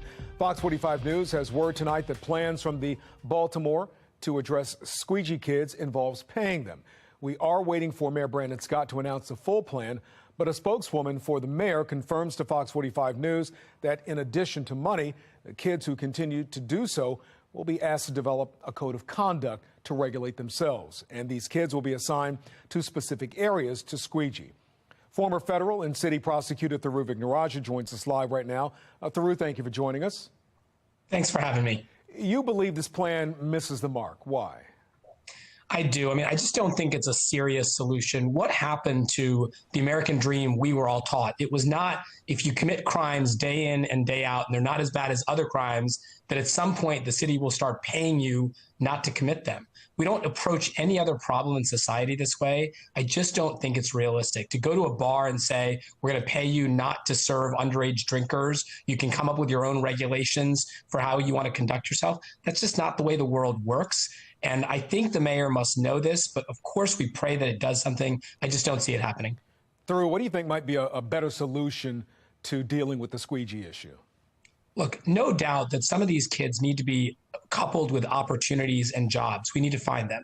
But then there's others that are only responding to enforcement. There are some kids out there that we need to get off the streets, and that requires you to enforce the laws. It's not a violation of the First Amendment. That's never been the case in any city in America. No court has ever said that. Enforce the law. Give the kids that want opportunities to pursue real work, real meaningful career opportunities, and get them off the streets. It's not good for them. It's not good for the city. Thiru, I'm going to ask you something here. I'm not going to name the person, but I spoke to a member of law enforcement who had an interesting thought. They said, you know, if you believe that this could be on the fringe of violating the Constitution, test the law. Go ahead, go ahead and enforce the laws in the book, something you believe in, and test the law and see how far this can go so that you'll know what you can do and what you can't do. What are your thoughts about that? Look, there's a lot of different ways to do that. You could go to a federal court and ask for what's called a declaratory judgment to find out whether or not it is actually unconstitutional to arrest someone under the city and state guidelines that are there. There's lots of ways to be confident that it's not illegal to arrest someone for touching somebody else's car, for darting in and out of traffic, for violating anti-solicitation laws. It's very clear that there's no constitutional precedent for the mayor's position. It's just what he said to try to hide behind that as a reason not to do his job. Thiru Vignarajah, thank you as always for joining us. We'll talk to you again soon. I'd like that. Take care. All right, take care. Thank you. And let's check in right now with our question of the day. Do you believe it's a waste of taxpayer dollars to pay criminals to stay out of trouble? So far, 99% of the people who voted say yes. You can also vote right now by going to foxbaltimore.com/vote. Baltimore County Police detectives make a major break in a case this week following a string of burglaries and ATM thefts across the county and also the city. New court documents show 3 Baltimore area men are behind bars, facing charges for at least 26 incidents in Baltimore County over the last few months. Fox 45's Amy Simpson is live with more in what she's learning. Amy? Yeah, Kai, so it's 17 pages of charging documents for these 3 suspects that outline the investigative work done by Baltimore County detectives over the last few weeks and months. Those suspects are right here on your screen: 44-year-old Stephen Vaughn Jr., 39-year-old Frank Richardson, and 24-year-old Kobe Smith. They were all arrested by Baltimore County Police on Wednesday after they allegedly committed 2 burglaries here in Baltimore City. One burglary happened in Canton, another in Fells Point. That second burglary, an ATM was actually stolen, according to these documents. And those court filings show these arrests come after county detectives received a court permission last month to put a tracking device on a stolen BMW that was tied to previous crimes. Investigators were tracking that BMW when these crimes allegedly happened in the city early Wednesday morning of this week. The BMW was later located and pursued before those three men were arrested. But here's more of what we're learning from those court documents. These three men have allegedly been tied to 26 burglaries involving the same suspects and cars in Baltimore County, though the filings say that multiple surrounding jurisdictions also have burglaries involving these same suspects and vehicles. The crimes documented so far by county detectives include a stolen car, cash, cigarettes, liquor, and ATMs, those thefts totaling more than $90,000. Kai? Yeah, Amy, I'm listening to you about this also affecting surrounding jurisdiction. And as a reporter myself, this is one of those stories I always say has a lot of moving parts to it. With that in mind, how did detectives piece all of these separate crimes together? Yeah, 17 pages of charging documents. Like I said, you can imagine all of the moving parts, the dates, the names, piecing all of this together. The documents say that a lot of these incidents were caught on surveillance, whether it be a gas station or a convenience store, and detectives noticed patterns in what was happening. They say in many cases they noticed connections in the clothes and the shoes that these suspects were wearing. The documents mentioning light gray New Balances worn by one of the suspects more than once. Another similarity, though, is they say pry bars were used to break into these different businesses, and oftentimes it was a yellow pry bar. And that BMW that was stolen that police recovered after these arrests this week in Baltimore City, they say they could see through the window of the car in the back seat multiple pry bars, one of them actually yellow. All three of these men had initial appearances in Baltimore County courtrooms this week. They're now all being held without bail. Kai, back to you. Amy, thank you. We're now 4 days away from the midterm elections, and tonight we're hearing from a Maryland candidate for U.S. Congress who says she's been targeted with threats. The latest one suggesting the attack of the husband of House Speaker Nancy Pelosi could happen to her. Nicolene Ambrose is here with us right now. Nicolene, thank you for joining us. Thank you, Kai. We're sorry to hear about these threats that you've received. Can you give us some more detail without obviously revealing so much that would compromise the investigation police, I'm assuming, are making? Correct. So we've received two sets of threats. The first set of threats actually came on October 19th and was a series of 5 phone calls to my campaign office. And my sweet youth field director answered the phone and was told this gentleman wanted to shoot up our office and me and my campaign team. And it went on to have 3 more phone calls threatening other members of the staff. And then law enforcement sprung into action and was absolutely fantastic. But then after the Paul Pelosi incident, we received an email saying that this other person would do what happened to Paul Pelosi to me and my family. So I have to tell you, as a mom, don't attack my children, but I'm also completely offended and feel very protective of my campaign team that's working so hard to help get our message out. And the number one thing is law enforcement has done a phenomenal job on this issue. The police have been incredibly responsive and all over it, and I really appreciate their hard work on this ongoing investigation. But number two, if this was designed to intimidate me, they have the wrong girl.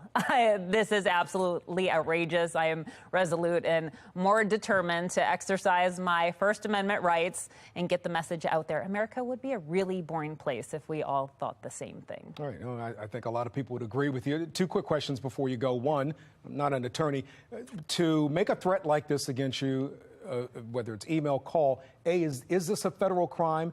And because you are a candidate for Congress, obviously. And number 2, you believe that a lot of rhetoric needs to be toned down, and that might make things a little bit better. Can you expand on those quickly? Absolutely. So first of all, as mentioned, the police are just doing a fantastic job with this ongoing investigation, and really ties into how important it is that we fully fund our first responders. And I cannot compliment them enough for the work they're doing on this. But number 2, This is America. We exercise our opinions at the ballot box. And if you want to do more than that, get out there and talk to your neighbors, knock doors for your favorite candidate, make phone calls for your favorite candidate. We do it every day because we want to get the message out. But these are peaceful ways for us to demonstrate what we feel passionately about. And yes, we might have a mental health crisis in America, but we have got to just lower the scale of this rhetoric and recognize that it's a beautiful thing that we have different opinions. All right. Nicolai Ambrose, thank you for coming in. And again, we wish you and every candidate a safe and peaceful election process. Thank you. Yep. Well, with the end of daylight saving time, notice Justin's been saying saving, it's singular, I have to remind myself sometimes, comes an increased risk of collisions with deer. We'll share the reason why coming up.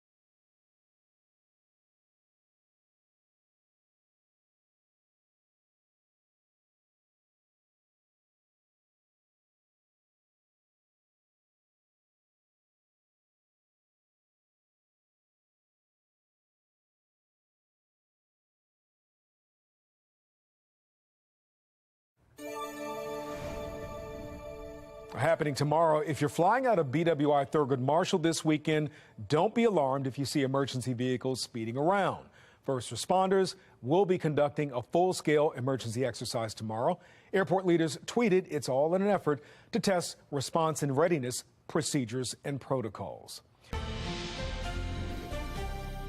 Hey, remember to set your clocks back an hour this weekend. You get an extra hour's sleep. And when you do, remember to pay attention to the road.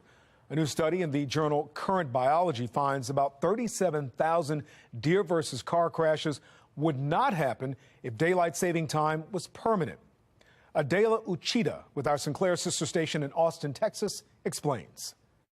It's deer hookup season in central Texas, and unfortunately for deer and drivers alike, that also means it's deer crash season. Fewer daylight hours and a spike in deer activity during the fall months increase the chances of roadway crashes. This weekend's time change will make it worse. A new study in the journal Current Biology says collisions with deer increased 16% after the fall time change. But there's another reason for the spike. The annual time switch that we see twice a year, both times, increases that sleep deprivation. So that sleep deprivation that we might see, that change in our sleep schedule, can result in jet lag-like symptoms. The cost, $1.2 billion nationwide. When it comes to how much does a crash cost, when it comes to an animal strike or collision, thousands of dollars. AAA Texas says it cost Texas drivers plenty, and drivers who responded to my Twitter poll question about it say it cost them anywhere from tens of thousands of dollars to $4,000 to a $1,500 deductible, an unwelcome price tag to a sleepy surprise on the road, but it could be even worse. According to data from TxDOT, there were more than 9,000 crashes involving animals statewide last year. 220 of those resulted in suspected serious injuries.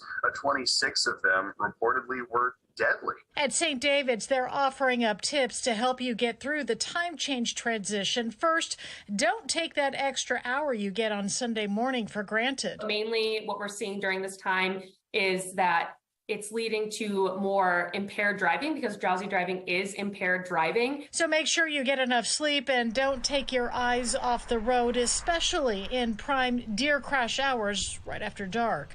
Reporting in Austin, Adela Uchida, CBS Austin News. All right, I got two questions. One, Justin, what can we do to watch out for the deer? Number two, everybody, you should know this, Justin is a pilot. So, Justin, if you were taking me up this weekend for a flight around Charm City, would you be operating by VFR rules or the other what one? Is it, instruments? IFR? IFR. Yeah, IFR. you got it. You got it. All right. Well, the answer to question one is obviously take a little extra time when you're driving. Just know that it's getting darker earlier to try to avoid those deer. And second, yeah, Kai, actually a good point that you mentioned with that, because we're going to start foggy tomorrow morning, and we will have some IFR conditions before the sun breaks out in the afternoon. That's on our pilot cast, and just a few minutes from right now. The other important thing is please, please, please, it is daylight saving time. So no S on that. It is not a savings and loan back from the 80s. So we fall back again coming up when we go to bed Saturday night. So really officially it happens at 2 o'clock on Sunday morning. We revert to standard time. So those sunrises are going to be different. Tomorrow 7:38 and on Sunday 6:39, which we'll go to bed at 4:59. So that's going to be before 5 o'clock on Sunday. And yeah, you think about it, oh, it's 5 o'clock, we're good, 6 o'clock, and then it starts getting darker, and then all of a sudden the animals are all on the road and everything. So just be aware of that. All right, beautiful shot from our downtown Inner Harbor cam right now, and a beautiful Friday evening on hand for us. A warmer weekend is going to be ahead. Those temperatures are staying well above average. Check out these numbers, too. Upper 60s and lower 70s for Central Maryland on November 4th. And across the country, you can see just how warm we are on the East Coast. The West Coast and the western half of the country, cold. And right where that warm and cold air line is, we got some problems. We're talking about this front, this cold front that's right here. It's bringing a lot of showers and storms. We had some tornado warnings around the Dallas area. They've got severe thunderstorm warnings from Oklahoma City to Dallas. And look at the left side of your screen. That's snow in Amarillo, Texas. So on the back side of that front, it's a lot colder. And we saw a lot of snow in the Sierra Nevada mountains as well as the Rockies.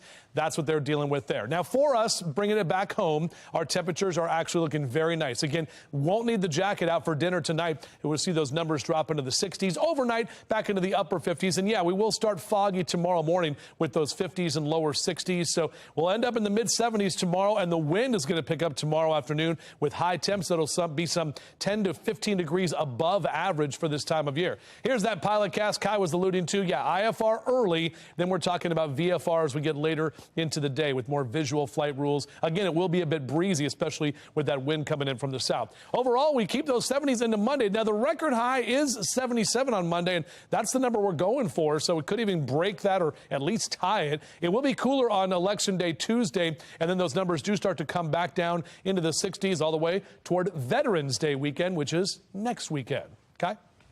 Justin, thank you. A group of students recently launched a marketing project to save their professor's life. Medical reporter Liz Bonus explains why they're asking you to learn more about living organ donation. Hey there, everybody. It's certainly not the usual assignment students likely expected when they decided to attend Ohio's Cedarville University. They found out recently, however, that one of their professors needed the gift of life, and they have risen to the challenge. I've had kidney disease for about 20 years. And it's been well managed, but in the last year, the kidneys started to deteriorate pretty quickly. Dr. Chuck Elliott is a communications professor here at this faith-based university. He says his only option now is an organ transplant. And his ideal option is a living kidney donor. And the fact is, most of the people on the national waiting list are people in need of kidney transplants. We can absolutely decrease that wait with more living kidney donors. So this team of communications and marketing students who sat down with us with Dr. Elliott launched a digital campaign as part of a marketing project. Their goal is to find Dr. Elliott a living kidney donor through a campaign called Deep Calls for Life. Basically, the idea is that we're going to educate people on how to be a donor and why. You see, the students say on campus they've learned from Dr. Elliott that in deep times of need, there's a powerful presence from above. People love him and they want to support him because of the support they've received from him. Through the power of social media, the project already has more than 500 followers. I think it showed me kind of the power of what she said, like community, and how much God is like taking a hold of this, because this is happening and we didn't expect this, and it's just a beautiful thing. They do invite you to follow this journey and say they are simply praying for a miracle. I'm medical reporter Liz Bonus. Now back to you. Coming up on Fox 45 News at 6 o'clock, an appeal in the Adnan Syed case can move forward. The latest on Heyman Lee's family's claims that they were ignored during the lead up to his release. And the Ravens are prepping for Monday Night Football. Why coaches are saying and what coaches are saying about their new star linebacker.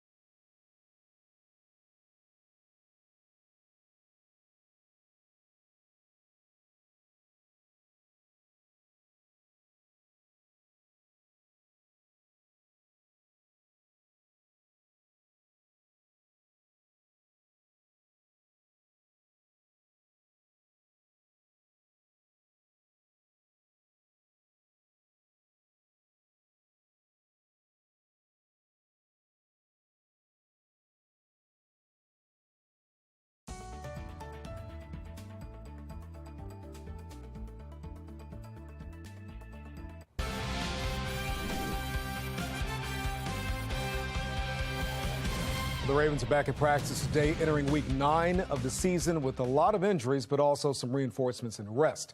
After last Thursday's win over Tampa, they'll take the field Monday night in New Orleans, the Big Easy, against the Saints. Then they'll have a bye week. Now, while some may have to power through, knowing a break is in the future, new star linebacker Roquan Smith is getting caught up to speed. Defensive coordinator Mike McDonald says he's impressed.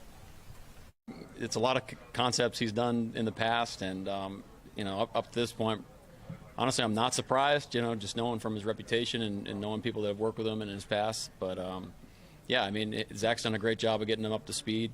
And then, you know, a lot of the guys, give the guys credit too. You know, they're constantly talking about how we're playing things and, you know, kind of what things mean and different things here and there. Smith, an all-pro linebacker, was acquired at the trade deadline and is expected to be featured Monday night, along with the return of key starters on defense. And we'd like to see your Purple Pride. You can send those pictures or video to foxbaltimore.com/chime-in. We might show them. Yeah, it's weird, Kai, because normally we'd be doing Purple Friday, but now we're going to have to do Purple Monday because it's Monday Night Football, and then they get a bye, and we won't know what colors to wear next weekend. All right, Saturday and Sunday, though, your weekend forecast looking great. Mid-70s, temperatures well above average. We're going to enjoy these numbers all the way through Monday, but we do have cooler numbers on the way, and we'll take another look at that coming up in our 6 o'clock hour. All right, Justin, thank you. Coming up on Fox 45 News at 6, our first insight into the city's plan to deal with squeegee kids, how leaders plan to keep drivers and squeegee kids safe. A vaccination to stop breast cancer, why one researcher says we're on the way to saving millions from the disease.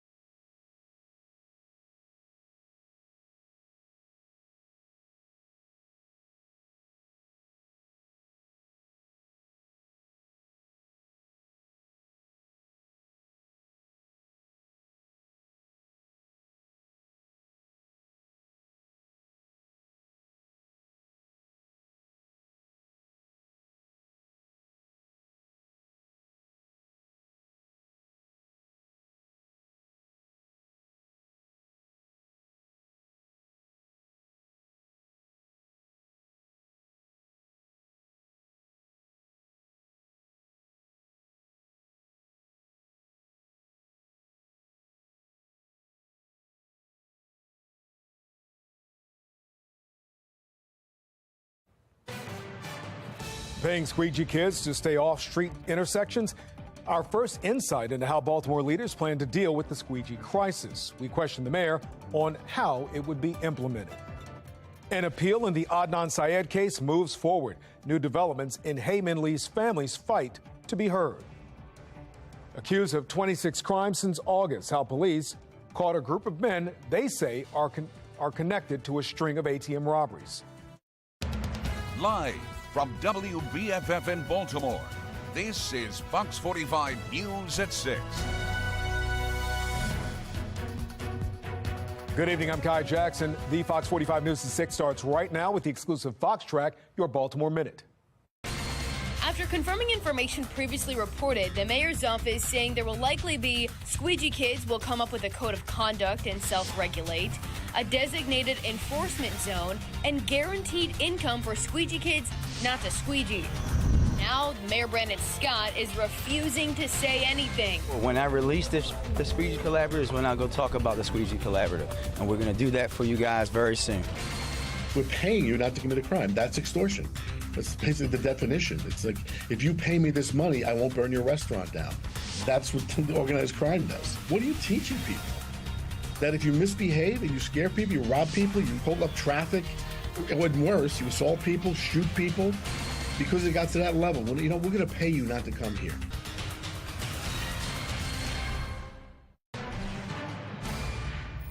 Tell everybody the same thing about the Squeegee Collaborative. I won't tell you about what happened with the Squeegee Collaborative until we release it. Crisis tonight after months of violent incidents involving theft involving squeegee kids. We are getting early word on plans to address the issue. Mayor Brandon Scott is expected to announce full details of a recommendation from a group of community members tasked with coming up with solutions, a squeegee collaborative. Now, since January, many believe the situation has gotten worse, spiraling out of control, making it dangerous for both drivers and squeegee kids themselves. On the bottom left, Timothy Reynolds was killed after a violent interaction with squeegee kids over the summer. On the bottom right, police accuse Jamil Dixon of kidnapping 3 squeegee kids and shooting 2 of them after he says his mother fell victim to a squeegee scam. As Mayor Brandon Scott stays tight-lipped about the details of the squeegee collaborative, Mackenzie Frost has new details on how the city could respond to the squeegee problem. After hearing about some of the details, I spoke with the mayor's office Thursday night, confirming some aspects of the squeegee collaborative's recommendations. Now, the mayor refusing to talk about the plan, and we're already seeing some pushback from some members inside City Hall. How City Hall will handle Baltimore's squeegee kid issue could become clear. Fox 45 News confirming portions of the entire plan that will be released in full next week. After confirming information previously reported, the mayor's office saying there will likely be squeegee kids will come up with a code of conduct and self-regulate, a designated enforcement zone, and guaranteed income for squeegee kids not to squeegee. Now, Mayor Brandon Scott is refusing to say anything. When I release the Squeegee Collaborative is when I'll go talk about the Squeegee Collaborative. And we're going to do that for you guys very soon.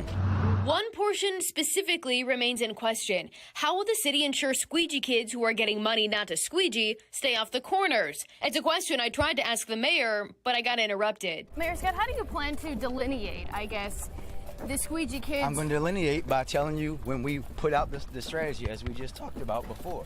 You're not going to get a different answer. We have a process. We're sticking to it. Watch your back. Don't walk into the truck. If you have a process, why was it leaked to WBAL? See you later. And the mayor whisked off by his security detail without answering. Thursday, Fox 45 News sending questions about the squeegee details to Baltimore City Council, asking, do you support the plan? Why should we pay people who break the law? If a squeegee kid commits an act of violence, will they have to give the money back? Councilman Isaac Yitzi Schleifer, the lone response, telling Fox 45 News in a statement, quote, any proposal to pay people not to break the law is a slap in the face to the 99% of the people in our city who follow the law. Meanwhile, crimes continue to take place at intersections. I never thought that he would grab my wallet and run like a little punk. A neighbor speaking with Fox 45 News this week after squeegee kids were in a nearby basement hiding from police. I don't think that it's something that's appropriate to continue to take place. Those kids later arrested, charged with larceny and unarmed robbery after the victim says those squeegee kids stole their phone and cash apped themselves money. The squeegee kids remain on the corners and police continue to sit and watch. Mayor Brandon Scott keeping quiet about how his administration will find a solution. The mayor's office making it a point to say that the full details of the Squeegee Collaborative's recommendations have yet to be announced. The mayor's office also saying that when it is released, it'll be sometime next week after the election. In Baltimore, Mackenzie Frost, Fox 45 News. Some argue paying squeegee kids to stay out of intersections sends the wrong message to teens who already follow the law. Experts warn this may reduce the number of squeegee-related crimes and could have a ripple effect throughout the city. Those kids that going to school, doing the right thing, obeying your parents, obeying the laws, they don't pay. Hard work doesn't pay. Doing the right thing doesn't pay. Doing the wrong thing, disobeying the law, committing crime, that pays. If crime pays in the city of Baltimore, we have a big problem. If you commit crimes day in and day out, and they're not as bad as other crimes, that at some point the city will start paying you not to commit them. We don't approach any other problem in society this way. I just don't think it's realistic to go to a bar and say, we're going to pay you not to serve underage drinkers. You can come up with your own regulations for how you want to conduct yourself. That's just not the way the world works. We want to remind you there are laws in place in the city that could be enforced to get squeegee kids out of city intersections. One state's stepping into a roadway to ask for a ride, business, or employment is illegal. The other bans aggressive soliciting, essentially blocking drivers using obscene language and intimidation. Mayor Brandon Scott says he won't enforce those laws, claiming squeegee kids are panhandling, which he says is protected under the First Amendment. Fox 45 News reached out to presumed City State's Attorney Ivan Bates about the recommendations from the Squeegee Collaborative. His campaign sent us this response. Ivan has a scheduled date to be briefed by the administration. All comments or statements will come after that briefing. Now, last month, Bates told Mackenzie Frost that he was waiting to see the results of the Squeegee Collaborative before deciding how to move forward. Well, first, let me hear what they have to say. They may say that they need to leave, and we're going to direct them into this direction. Do you think that will happen, though? The mayor's been pretty clear that he doesn't want to clear the corners. Well, I don't necessarily view it as clearing the corners. I view it as enforcing the law. Well, that brings us to our question of the day. Is it a waste of taxpayer dollars to pay criminals to stay out of trouble? So far, 99% of those who voted say yes. Fox 45 remains committed to finding answers at the highest levels of government when it comes to how your tax dollars are spent. We promise to hold leaders accountable on squeegee issues and other crises facing the city. New details tonight in the Adnan Syed case. The Maryland Court of Special Appeals says Hayman Lee's family's appeal can continue. Adnan Syed was convicted in her death and spent 2 decades in prison. Baltimore City State's Attorney Marilyn Mosby had that conviction vacated last month at the direction of a judge. That appeal will be taken up in the February 2023 session. Now, Lee's family wants a hearing demanding Ms. Mosby lay out the evidence used to vacate Syed's conviction. This is a developing story. We'll update it as more information becomes available. Here's a look at today's top trending stories. Number 1, Baltimore County Police arrest 3 men for a string of burglaries. According to charging documents, 44-year-old Stephen Vaughn Jr., 39-year-old Frank Richardson, and 24-year-old Kobe Smith are facing charges for 26 incidents dating back to August. These arrests came after Baltimore County detectives put a tracking device on a car that was stolen tied to previous crimes. The car was being tracked when a series of crimes were allegedly committed Wednesday morning. Now, the burglaries include a stolen car, cash, cigarettes, liquor, and ATMs with a total value of more than $90,000. Number 2, Baltimore police are looking for a missing 12-year-old boy last seen walking a small white dog around noon yesterday.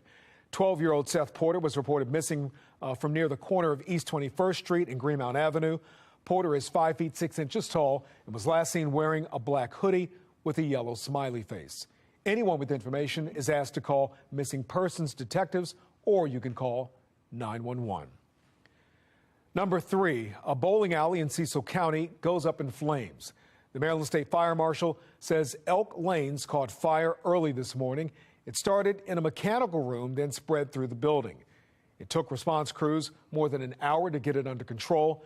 No one was hurt. The fire company says there are roughly it is roughly damage to the tune of $3 million. Number 4, a Baltimore man pleads guilty to charges related to the January 6 riots at the Capitol. 41-year-old Narayana Reiner pled guilty to interfering with law enforcement during a civil disorder. Specifically, he was part of a mob that illegally flooded an area blocked off by police, then entered the Capitol building, according to prosecutors. He faces up to 5 years in prison. According to the Justice Department, over 880 people have been charged with crimes related to the Capitol riots. A chance to save millions from breast cancer, new developments in a vaccine against the disease. Temperatures are not too bad right now. This evening looking great, and the weekend even warmer. We are going to be examining that and giving you the updates coming up. The Republican Party, Democratic Party, and a third party? Coming up, a look at data which says that's what some Americans want. Fox 45 News, winner of 17 2022 Regional Emmy Awards, more than all other Baltimore news stations combined.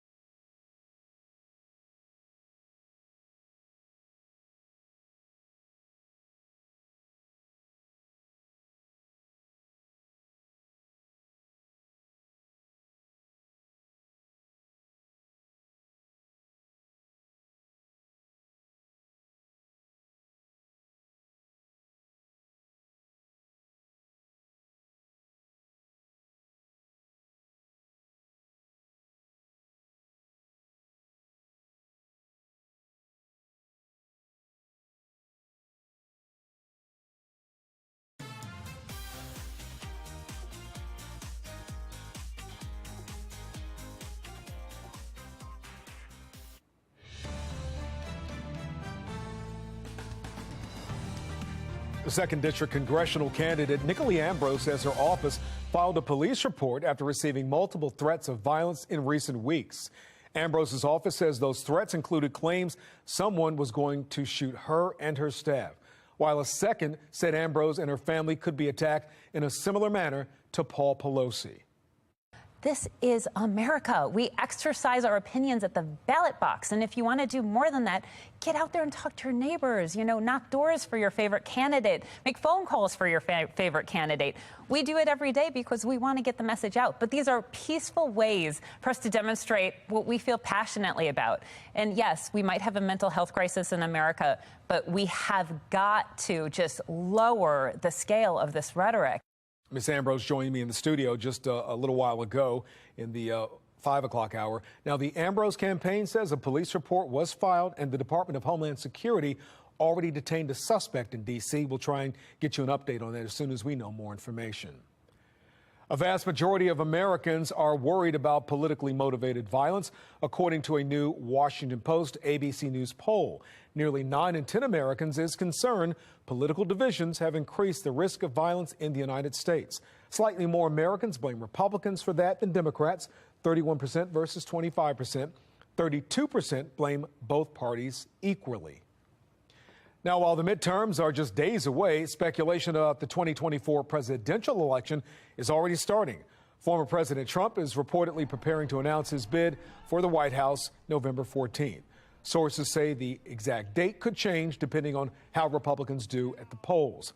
Florida Governor Ron DeSantis is also considering a run for the presidential Republican nomination.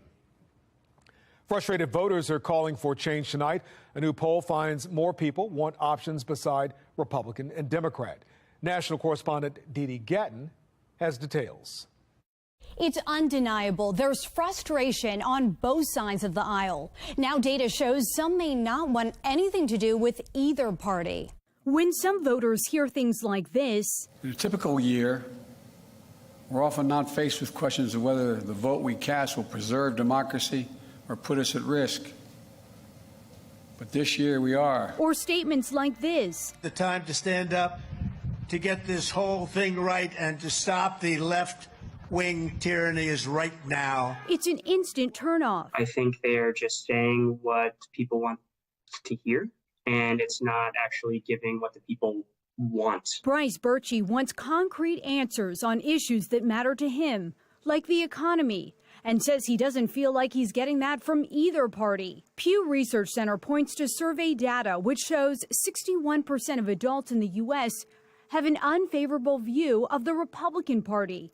57% have a negative view of the Democratic Party, and about a quarter of Americans aren't fans of both parties. I think the two-party system, it's old. It's all we know. He and others are ready for a revamp. According to a Gallup poll, 56% of Americans believe the parties do such a poor job, a third major party is needed. The question is, will it work? It won't happen. I think despite all the disappointment and disgust with political parties and partisanship, third parties, to vote for a third party really means that you have to abandon hope that your candidate is going to win. She believes voters will turn out. It's just a matter of which numbers. Voters like Birchie tell me not strongly resonating with either party has left him frustrated and confused, and for that reason, unsure if he'll even come out to vote. Reporting for the National Desk, I'm Didi Gatton. Well, time to take a look at your Fox 45 News triple cast. On the right side of your screen, got a couple of beautiful shots of our Friday evening. Our HD radar is all quiet at this time. Taking a look at the next weather maker now. That's what we're looking at, and that's going to be the potential, at least for a couple of showers early on Sunday. This is Saturday. As we get into the afternoon, we're going to see a lot more of that wind, the warmer temperatures, and then Sunday morning, as that next weather maker rolls in, a cold front, that's when we'll see the potential of a couple of showers kind of through the middle part of the morning and into the early afternoon. Not much rain that we're actually tracking from this system. This is a beautiful shot. In fact, the upper right corner of your screen, you see that moon there? Got that cool lunar eclipse happening on Tuesday, Election Day, and you'll be able to see that full and total lunar eclipse. And that'll be the last one until 2025. You can kind of see some of the trees right there, but on our leaf tracker this week, a lot of us right here in central Maryland are at peak. You can see all the red there for Harford and Baltimore counties, Baltimore City as well, Carroll and Howard County. Also in that midpoint down through Anne Arundel County, and then to the farther south you go, St. Mary's County is also in the peak, which is kind of cool that it's that far south where we're already seeing some of those pops of colors. And Eastern Shore, kind of in that midpoint, you're getting more of those fall colors that are changing. So a beautiful Friday evening will lead to a warmer weekend ahead. Temperatures are going to stay well above average for this time of year. Mid to upper 60s is where we are right now. Even some lower 70s for Glen Burnie and Pasadena. Areas across the state also in those 60s as you head into your Friday evening. And look how much warmer we are on the East Coast as opposed to the western U.S. with 40s, widespread 40s for Denver and Omaha, over to Oklahoma City. Where that cold front is where we're seeing a long line of severe weather. Oklahoma City down through Dallas. And even in West Texas, Amarillo, they're seeing snow. So how about that? We made it to 72 today. No snow for us, 10 degrees above average, 46 for our overnight low. And as you head out over the next couple of hours, you're looking good. We're talking about 60s that will eventually drop to about 62 in that 9 o'clock hour. Again, probably no need for a jacket heading out to dinner. Now, tomorrow morning, we will be tracking some foggy conditions to start the day, but then eventually more sunshine is coming. And in just a few minutes, coming up, your 10-day forecast. Okay?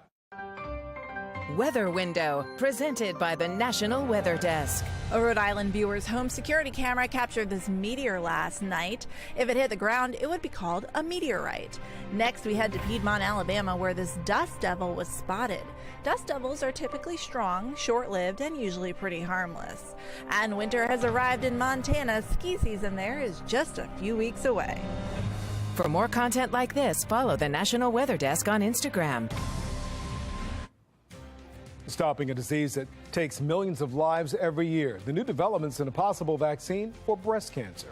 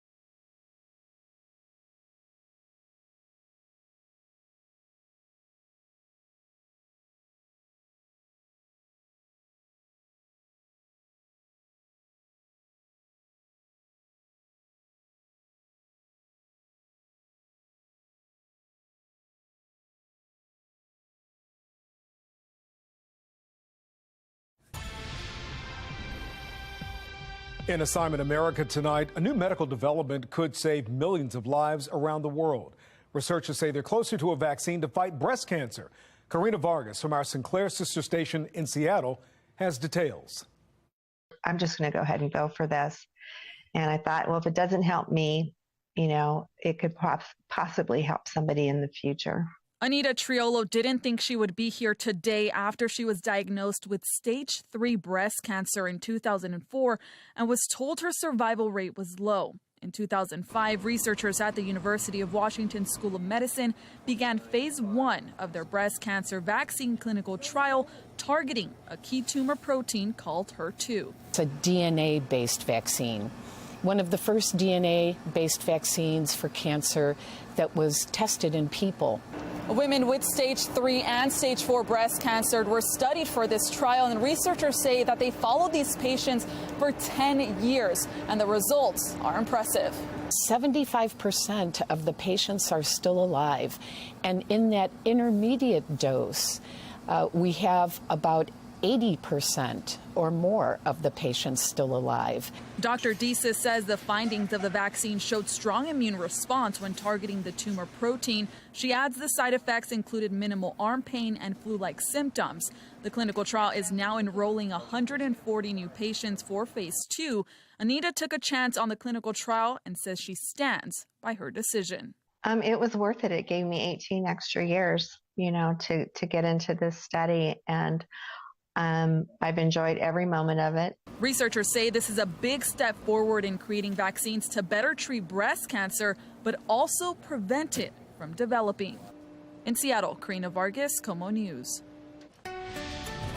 Well, back with you in your 10-day forecast. And again, we've been talking about those numbers that are well above average. So a nice night tonight. We're going to see those temperatures in the mid to upper 70s for Saturday, Sunday, and even into Monday. Now, Election Day, that's on Tuesday. Notice those numbers come back down into the mid-60s, lower 60s on Wednesday. That's going to be that cooler air. We're going to warm back up again right as we head into Veterans Day, which is next Friday. But then look at the right side of your screen. That's Veterans Day weekend. So next Saturday, Sunday, and Monday, yes, the 50s will return. So enjoy these 70s, embrace the temperatures, enjoy and have a good afternoon as well. Both afternoons this weekend overall looking very nice.